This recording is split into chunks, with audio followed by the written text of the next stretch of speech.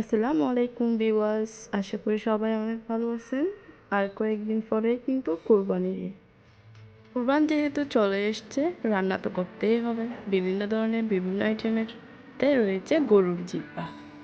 অনেকেই হয়তো গরুর জিহ্বা খুব সহজেই পারেন না, তাই আপনাদের জন্য আজকের আমার এই রেসিপিটি নিয়ে আসা। সিম্পলভাবে আপনাদের দেখিয়ে দিব কীভাবে গরুর জিহ্বা রান্না করতে হয়। তো ফ্রেন্ড, কথা আর বাড়াবো না, চলে যাব এবার রান্নায়। প্রথমে এখানে আমি জিহ্বাগুলোকে ভালোভাবে ধুয়ে নিয়েছিলাম। এখানে জিহ্বা এবং জিহ্বার মাংস সহ 2 কেজি 400 গ্রাম ছিল। সেই অনুযায়ী আমি এখানে দিয়ে দিচ্ছি 1 টেবিল চামচ রসুনের পেস্ট, 1 টেবিল চামচ আদার পেস্ট, 1.5 কাপ পরিমাণ পেঁয়াজের পেস্ট, 3 চা চামচ হলুদ গুঁড়া। আমার বাসায় তৈরি করা একটি মশলা আমি এখানে দিয়ে দিচ্ছি 5 চা চামচ, যেখানে ছিল মিষ্টি জিরা, দারুচিনি, এলাচ, লবঙ্গ, চিকন জিরা, মিষ্টি জিরা, ধনিয়া। অবশ্যই আমি আপনাদের সাথে সেই মশলা তৈরিটা অবশ্যই শেয়ার করব। আপনাদের হাতের কাছে এই মশলাটা না থাকলে 1 টেবিল চামচ ধনিয়ার গুঁড়া, 1 টেবিল চামচ মিষ্টি জিরা, 1 চা চামচ জিরার গুঁড়া, দারুচিনি, এলাচ, তেজপাতা অবশ্যই দিয়ে দেবেন। সাথে দিয়ে দিচ্ছি রেডিমিক্স মাংসের মশলা 3 চা চামচ, মরিচ গুঁড়ো দিয়ে দিচ্ছি 2 টেবিল চামচ। যেহেতু আমি একটু ঝাল বেশি পছন্দ করি, আপনারা মরিচের ঝাল অনুযায়ী কম বা বেশি বাড়িয়ে কমিয়ে দিতে পারেন, সম্পূর্ণ আপনাদের টেস্ট অনুযায়ী। এবার 1 কাপ পরিমাণ তেল দিয়ে দিচ্ছি।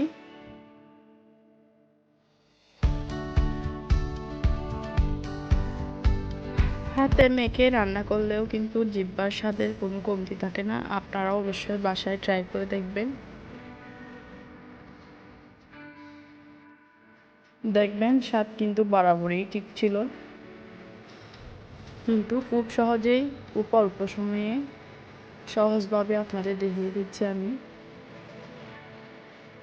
এখানে ঝামেলাবিহীন জিহ্বা রান্নাটা। হাতে কম সময় থাকলে আপনারা এভাবে ট্রাই করবেন। এভাবে আমি কয়েক মিনিট হাতে মেখে নিব, না চামচের সাহায্যে মেখে নিব। আপনারা চাইলে হাতেও মাখাতে পারেন। এবার দিয়ে দিব স্বাদ মতো লবণ। স্বাদ মতো লবণ দিয়ে আর একটু মেখে আমি ঢাকনা দিয়ে ঢেকে দিব 5 মিনিটের জন্য। অন্য একটি পাত্র নিয়ে আমি চুলায় বসিয়ে দিব রান্না করার জন্য। ঢাকনা দিয়ে ভালোভাবে ঢেকে দিয়ে 10-15 মিনিট সেদ্ধ করে নেবেন।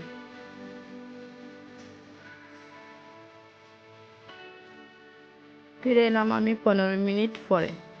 দেখুন মাংসগুলোতে ব্লক উঠে গেছে। এভাবে কয়েকবার নেড়ে নেড়ে রান্না করে নিব। এক্সট্রা কোনো পানি দেওয়ার দরকার নেই, এখান থেকে এমনি পানি বের হয়ে আসবে, এগুলা দিয়েই সেদ্ধ হয়ে যাবে। আবারও ঢেকে দিয়েছিলাম, আবারও 10 মিনিট রান্না করে নিয়েছিলাম।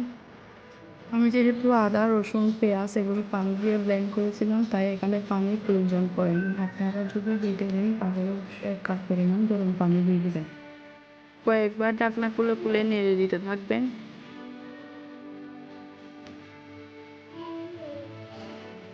আমার চ্যানেলে যারা নতুন সদস্য তারা আমার চ্যানেলটি অবশ্যই সাবস্ক্রাইব করে দেবেন।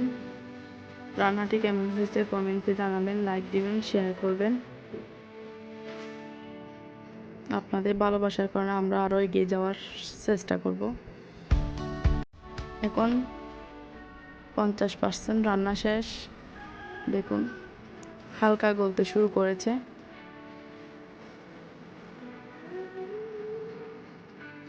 এভাবে গলে গেলে চুলার আঁচটা একটু কমিয়ে দিবেন।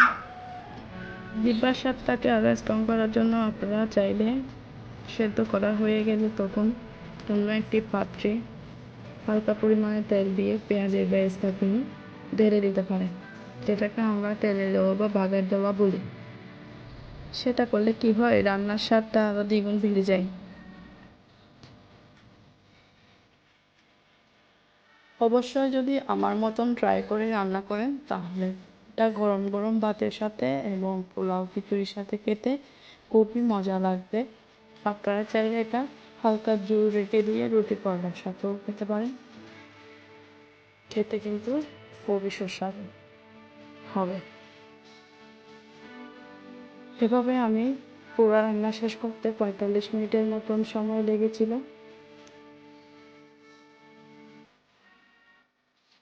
তো রান্না করার শেষে আমি আপনাদের শেষের লুকটা দেখিয়ে দিচ্ছি। দেখুন কতটা সুন্দর এবং পারফেক্ট হয়েছে।